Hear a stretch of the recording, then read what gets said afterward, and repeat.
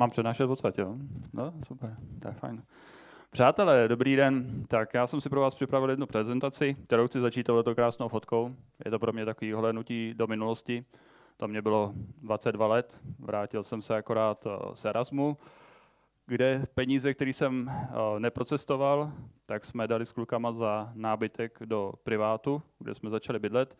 A vlastně jsem se ocitnul ve stavu, kdy jsem potřeboval začít nějak vydělávat, abych si mohl dovolit volnočasové aktivity. To jsem byl ještě docela veselý, protože všechno vypadalo jako pozitivně. A zrovna bylo po roce 2008, takže krize k nám dolejhala, ale tím, že jsem byl student, tak mě to nějak moc jako neříkalo. A říkal jsem si, že počítačem rozumím, že už to dělám nějak 5 let jako takový hobby, nebo dával jsem někde dohromady nějaký sítě a že bych mohl začít být freelancer. Takže jsem udělal to, co každý freelancer. Udělal jsem se webovou stránku a tam jsem řekl, co všechno můžu dělat. V podstatě všechno. Všechno, za co by mě kdo kdy zaplatil. A jak to šlo? Špatně. Byla to tragédie. Nejlepší jako na tom bylo, nebo měl jsem to štěstí, že jsem začal ještě při studiu na vysoké škole. Takže mě šlo jenom o to vydělat si nějaký kapesný. Nemusel jsem živit rodinu, nemusel jsem živit sám sebe, nemusel jsem splácet hypotéku. A v čem byl největší problém? Byl v tom, že jak jsem dělal všechno, tak se na mě obraceli lidi s nějakýma problémama a já jsem vždycky si vyslechl vlastně, co by potřebovali a musel jsem strávit nějaký čas studiem. 7 hodin jsem studoval, 8 hodin jsem studoval, abych tam pak přišel, 2 hodiny jsem dělal nějakou fakturovatelnou práci, vyfakturoval jsem to, ale v podstatě mě to nevycházelo. Že? Takže jsem pracoval jako možná, kdybych šel kopat jako příkopy, tak bych se vydělal víc. A ještě to byla taková doba, kdy vlastně mý spolužáci tak chodili pařit a já jsem se snažil pracovat. Nicméně postupem času se ty věci začaly zlepšovat a začaly se mi opakovat nějaký úkony nebo poptávka těch zákazníků. Řekněme, že bych to mohl nazvat vlastně tím prvním střetnutím se slovem méně něčeho. A v tuhle chvíli to bylo méně služeb. V podstatě tím, jak se mi opakovala ta práce, tak já už se nemusel strávit vždycky 7 hodin nějakou přípravou, abych věděl, co pak mám dělat, když přijdu do té sítě nebo k tomu zákazníkovi. A tím, že se to opakovalo a už jsem nepotřeboval na to tolik času, tak jsem to dělal rychleji. Takže najednou vlastně veškerý můj čas byl skoro placený nebo fakturovatelný. A já jsem najednou měl víc času. Nebo jsem ten čas, co jsem ušetřil, mohl věnovat zase tomu, abych dělal další zakázky, takže jsem měl víc peněz. A ve výsledku, co se stalo? No, já jsem dělal pořád stejný úkon, dělal jsem ho pro toho zákazníka, udělal jsem ho rychlejc, přitom jsem si za to vzal stejný peníze, což pro mě začalo být konečně jako, že jsem se necítil trapně. A ten zákazník byl ale spokojenější. On platil stejně, ale byl spokojenější. Byl spokojenější, protože já jsem tu službu dokázal udělat rychlejc. No, protože i pro toho zákazníka ten čas jsou peníze a když mu něco nejde nebo potřebuje, čeká, až mu někdo něco nastaví, tak vlastně on nemůže pracovat. Je to, tak nedávno mám zkušenost se zařizováním jako nového bytu, takže už doufám, že zase zařizovat nový byt nebudu dalších třeba 10 let, protože prostě lidí je nedostatek a někoho uhnat, aby vám něco udělal, je prostě náročný. A v tu chvíli já jsem si uvědomil, že dělat všechno je pro mě nesmysl, že se musím na něco zacílit, že musím zúžit ten okruh těch služeb, co dělám, takže vlastně jsem se začal víc profilovat do té správy sítí serverů. Takže to bylo první. Vlastně najednou už to nebylo tak špatný, najednou už to bylo takový, jako že se člověk uživil, práce ho víc bavila a bylo to v pohodě. A tak jsem začal přemýšlet, kde všude by se dal aplikovat ještě ten princip toho méně. A vlastně co se nabídlo, bylo méně technologií dělat. Což je vlastně něco, co už delší dobu děláme u nás ve firmě. A začali jsme třeba tím, že jak jsme spravovali různý firmní zákazníky, tak každý ten zákazník měl jináčí router. Jako to jsme měli plejádu těch routerů. A my jsme to si řekli, hele, nebudeme dělat všechny routery, budeme dělat jenom jeden router. A nakonec jsme se rozhodli jako pro FortiGatey, tím jsme prošli ještě přes Mikrotiky a taky Ubiquiti USGčka a nakonec jsme zůstali u Fortinetu. Vlastně já v té prezentaci, co mám, jako zmiňuji nějaký značky, není to product placement, k těm značkám je to jenom něco, co říkám, pro co jsme se rozhodli my. Je jedno, pro co se každý rozhodne. Důležitý je pro mě ten princip. A v čem je jakoby lepší mít jeden router než x značek, je proto, že v každém tom routeru se to trošku jinak konfiguruje. Udělat port forwardy, firewall pravidla, jak se vyhodnocují, jak se loguje v tom routeru, jak logovat vlastně ze všech těch routerů, jak je aktualizovat ty routery, jak se to mění, když vyjde nějaká major verze toho routeru. Pak ty routery jsou chytřejší a jsou to L7 routery, a vlastně jak budu bindovat IP adresu na uživatelskou identitu, jak budu blokovat třeba sociální služby, jak budu blokovat peer-to-peer sítě. Takže mnohem líp se to učí, když máme jenom jedno zařízení a pak přicházejí ještě VPNky a tak. No a dobrý, tak to byly routery. A co dál? Switche. To byla další věc jako krásná, protože každý ten zákazník kupoval switche a tak tamhle to byl. Tehdy to taky bylo dražší, že jo, ale nemanažovatelný switch, tamhle jiný switch, tamhle jiná značka. A těch značek bylo tolik u těch zákazníků, že potom začít dělat VLANy do toho prostředí bylo velice těžký, protože každý ten výrobce má jinou představu o tom, co to znamená nativní VLAN, co to znamená trunk port, jak se to taguje, co se taguje, kdy se to netaguje, jako to byl halus. A pak ještě do toho přidat nějaký spanning tree protokol. Když jeden výrobce jde s RSTPčkem, další tam posílá multiple spanning tree protokol a třetí tam jde s per VLAN spanning tree protokolem, tak to v podstatě nešlo nakonfigurovat. A i když to člověk nakonfiguroval, tak se pak koupil o 2 roky další switch, který tam přidal nějakou novou technologii a jako bylo těžké to udržet. A nedej bože to tunelování těch VLAN přes to, když se člověk rozhodl, že udělá novou VLANu a potřeboval ji protáhnout přes 5 switchů a ustřih si u toho ten switch, tak jako zase někdo musel vyjet k tomu zákazníkovi, byl to nějaký downtime.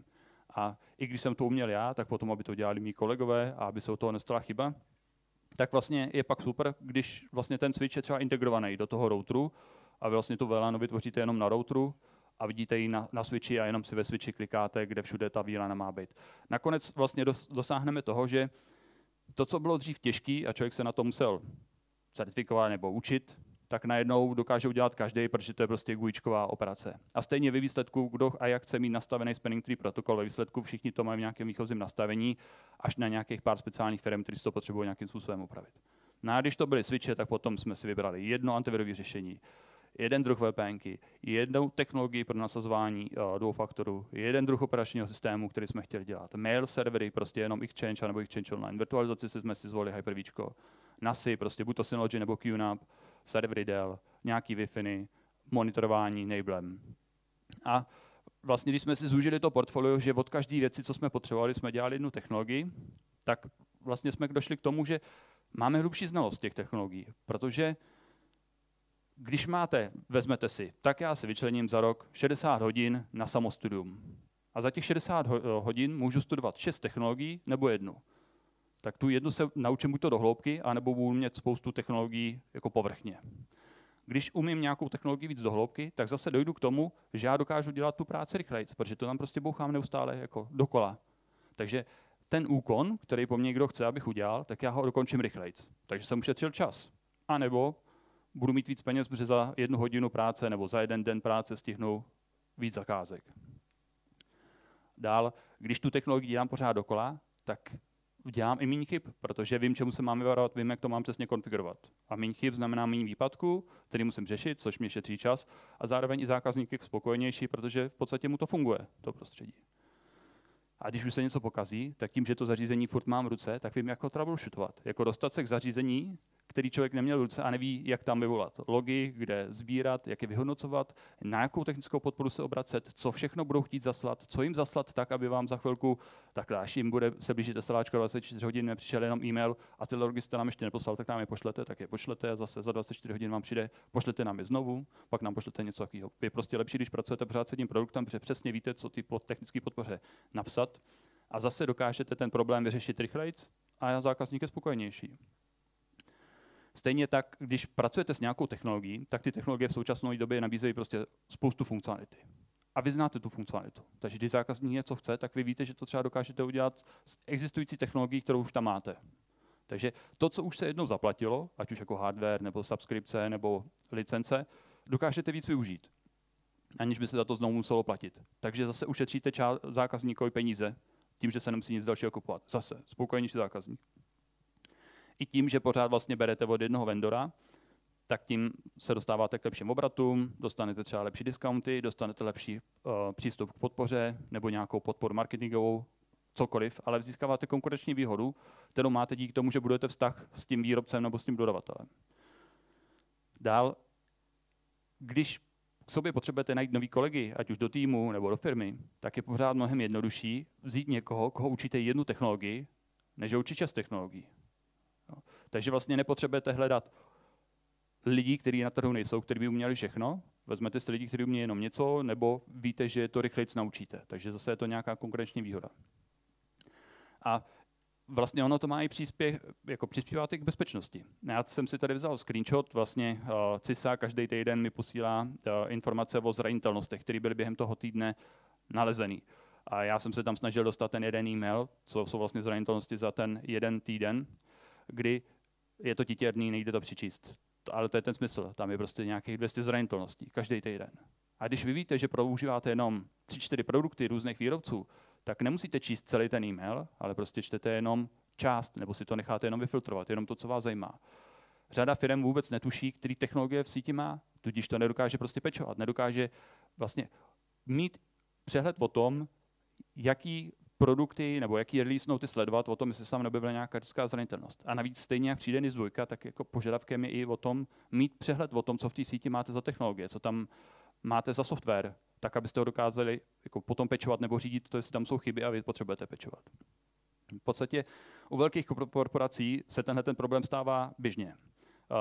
Bylo to asi 3 roky zpátky, když jsem začínal nějaký přednášky tím, že vlastně myslím, že Uber byl hacknutý nějakýma výzkumníkama, protože oni nalezli kritickou zranitelnost VPNC, nahlásili ji, ona byla opečovaná a oni po 30 dnech začali chodit jakoby po firmách, co měli bug bounty program a zjišťovali, že oni nebyli schopni si to opečovat. Takže vlastně skrz to hackli a dostali za to odměnu.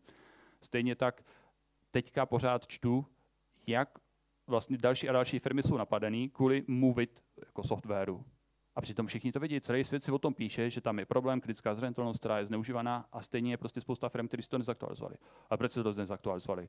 No určitě nechtějí být hacknutý, jenom prostě v té firmě už není nikdo, kdo by věděl, že to někde měli nasazený. Jo. Jsou prostě firmy, které ani netuší, že mají někde nějaký datacentrum, jo, když už jsou dostatečně velký. Takže čím méně technologií, tím lepší pořádek, což vede k vyšší bezpečnosti. A stejně tak se mě i lidi ptají, jaký je nejlepší antivirus, jaký bych doporučil antivirus, nebo jakou bych doporučil technologii XY, VPN, cokoliv. Hele, ty rozdíly mezi těmi antivirama jsou, ale nejsou zas tak velký. Důležitější v tu chvíli je, jestli s tím programem umíte pracovat nebo neumíte pracovat. Prostě. Ani oba extrémy jsou špatný, jako mít nejlepší antivirus a nepracovat s ním je špatný a pracovat s tím nejhorším antivirem taky jako nepovede k výsledku. Ale prostě průměrný dobrý antivirus, když ho budete znát, tak s ním uděláte prostě dobrou službu, dobrou práci. Tam na to mám v podstatě use case, to přeskočím, protože ten use case je tady. Vlastně irská Ireland Health Service Executive, což je veřejný zdravotní systém v Irsku, byl napadený útočníkama s ransomwarem. V podstatě zašifrovali celý prostředí, obrovské škody, $600 milionů, obrovská síť. Ty útočníci jim dali ten dekryptor zadarmo, asi po dní nebo po 2, ale stejně ty organizaci trvalo dlouho se dá dohromady, protože to prostě síť je obrovská. Ale to, co je na tom jako ukázka problému, je, že ty útočníci byli v té síti tuším 2 měsíce a některé ty nemocnice už detekovaly problém. A ty nemocnice, nebo ta jedna nemocnice, psala svýmu externímu dodavateli kybernetického zabezpečení, že prostě detekovali na DCčku Cobalt Strike. A ten dodavatel, ty kybernetické bezpečnosti jim řekl, jo, to je v pohodě, protože ten antivirus ten Cobalt Strike odstranil. Ale to je prostě, vy už nemůžete dostat větší red flag než tohleto a pokud někdo, kdo je profesně, se má věnovat kyberbezpečnosti, řekne tohleto, tak to je, uřízli mi ruku, krvácím, skočit, to je v pohodě, to se jako zaroste. Ne, to teda nezaroste. A takže jestli nikdo není schopný jako přečíst takovýhle kritický signál, tak není jako pomoci. A tudíž jako říkám, pokud máme technologie, musíme jim rozumět. Protože u spousty ransomware útoků, co jsme byli, tak ten antivirus to viděl, on to hlásil. Měli antivirus, ale neměli nikoho, kdo by se do toho antiviru koukal. Jo, takže kdyby se do toho někdo koukal, tak by ten problém prostě nedošel tak daleko. A další vlastně i výhodou je, že pokud máme menší množství technologií a dokážeme to dělat včas a dokážeme na tom vydělávat nějaký peníze, tak máme i čas na to si s těma technologiemi hrát, laborovat. Jako zkoušet je, testovat je, jestli fungují tak, jak očekáváme, že fungují. Jestli splňují to, co říkají ty výrobci. A pak přijdete na to, že některá funkcionalita nefunguje. Jenom to nikdo prostě nezkoušel, že nefunguje. Nemusí to být hnedka kritický, protože buď to nahlásíte výrobci, on to opraví, anebo si to prostě uděláte nějaký workaround a přizpůsobíte se tomu. Jde o to, že od bezpečnostních technologií máte prostě nějaké očekávání a když jim budete důvěřovat, že vám něčem kryjou záda a oni nekryjou, no tak vás to jako překvapí. A když víte, že v něčem se jim nemůžete spolehnout, ale ve spoustě jiných oblastí to jde, no tak se tomu prostě přizpůsobíte a uděláte si tam nějakou další dodatečnou bariéru, tak aby v tom, v čem je to slabší, vás to nepřekvapilo. No a v podstatě už tou dobou, když jsme to dělali, tak jsme se začali vědomat, OK, hele, tohleto dává nějak smysl, říkejme tomu standardizace, a já jsem na to tehdy napsal na blog článek, který bych řekl, že je pořád jakoby aktuální. Nicméně, čeho ještě může být méně, když je méně technologií, je méně zákazníků. Jo? To muselo vás to všechny napadnout, že v podstatě ve chvíli, kdy jsme takhle radikální a říkáme, ne, vy jako chceme, abyste si měnili technologie, tak ty zákazníci řeknou, moment, jako my vám platíme, vy se o nás staráte a vy nám nebudete říkat, co my budeme používat. Vy prostě to budete dělat na těch našich nástrojích. Je to, jako, taky mě to napadlo, že? Tak jsme měli strach, že ty zákazníci, jakože přijdeme o spoustu zákazníků. Ale ve výsledku, jaká je naše zkušenost? Ne? Zákazník nám platí za výsledek. On chce mít bezpečnou síť. Proč by mělo zákazníka zajímat, jestli té bezpečné sítě dosáhneme s antivirem A, B nebo C? Výsledkem je bezpečná síť. To on chce. A pokud tam nějaký zákazník tedy řekne, ne, já si trvám na tomhletom antiviru, hele, je to v pořádku, protože my děláme antivirus A, ale pak tamhle je firma, která dělá antivirus B, tak prostě vemte tu firmu, která dělá antivirus B a ona to s váma udělá. Tam k tomu mám ještě další jako poznámku. A další je, že dobře, i když to na začátku znamená nějakou výměnu nějakých technologií zařízení, tak ale náklad není jenom jednorázový, náklad je i následná ta správa a to, jakou službu vám to přinese. Takže vlastně celkový náklady jsou jinačí než jenom to prvotní pořízení. A pokud vy něco vyměníte pro to, aby bylo méně výpadků, nebo jste to dokázali spravovat líp, nebo dokázali dělat tu činnost výrazně rychleji, no tak se to pak ušetří prostě na té práci během těch 2, 3, 4, 5 let, nějakou se to kupuje. A za tu dobu, co to děláme, tak vlastně ta doba přeje i tadyhle tomu, protože v tuhle chvíli spousta věcí už není jenom jednorázový náklad, ale platíte subskripci, platíte nějaký předplatný. Takže ve výsledku, když něco vyexpiruje za 5 měsíců, no tak se to prostě koupí něco jiného a toho zákazníka to nebolí, protože by to stejně musel platit. Jo? Takže je to zpravidla jedno. A další je to, na co jsem nanášel na tom prvním, hele, den má 24 hodin, my se jakoby taky nerozkrájíme a teď jde o to, že tak za náma přijde jako lukrativní zákazník. Tak má jiný antivirus, má jinou virtualizaci, má jiný router. Můžeme ho spravovat? No můžeme, my tomu rozumíme, jako všichni tomu rozumíme, tak jsme technici, tak jestli je to router A nebo B nebo C, tak tam taky vždycky nastavíte ty firewall pravidla. Ale když to bude router, se kterými běžně nepracujeme, tak nám to zabere prostě víc času. A pak ta virtualizace, vlastně. Takže dokážeme to dělat, ale zabere to 3krát víc času. A co dostane zákazník? Úplně stejnou službu, jako kdybychom tomu rozuměli. V tom lepším případě. Jo? Ale bude to 3krát tak drahý. Takže buď to bude 3krát tak drahý, ale to zákazník nebude moc šťastný, nebo to uděláme za míň, ale pak zase proděláváme my, protože my můžeme vzít jiného zákazníka, nebo takhle vezmeme nekompatibilního zákazníka, nebo 3 zákazníky kompatibilní. Chápete to? A 3 zákazníci budou mít radost, nebo jeden zákazník bude mít radost. Ale ten zákazník, který je pro nás nekompatibilní, je pro jinou firmu třeba kompatibilní. Prostě ten trh je velký, a zvlášť v této době, kdy nejsou lidi, tak jako každý něco potřebuje. Tak prostě se to dá zoptimalizovat tím, že každý půjde za někým, kdo bude dělat tu technologii, který on rozumí. A dál, čeho může být míň? Instanci technologie. V podstatě začali jsme dělat Unify APčka. Každý zákazník měl Unify kontroler. Ale to byla jako otrava spravovat. Stálo to spoustu peněz a tak jsme udělali to, že jsme udělali svůj kontroler, do kterého jsme všechny zákazníky napojili. Stejně tak s Asset Protectem, FortiAnalyzer 1, Veeam Cloud repozitář, Greylog, protože pokud já udělám jednu instanci, do které napojím všechny zákazníky, tak když to chci aktualizovat, tak to zaktualizuje jeden server, nebo jich budu aktualizovat 40, 50. To je prostě zlomek času.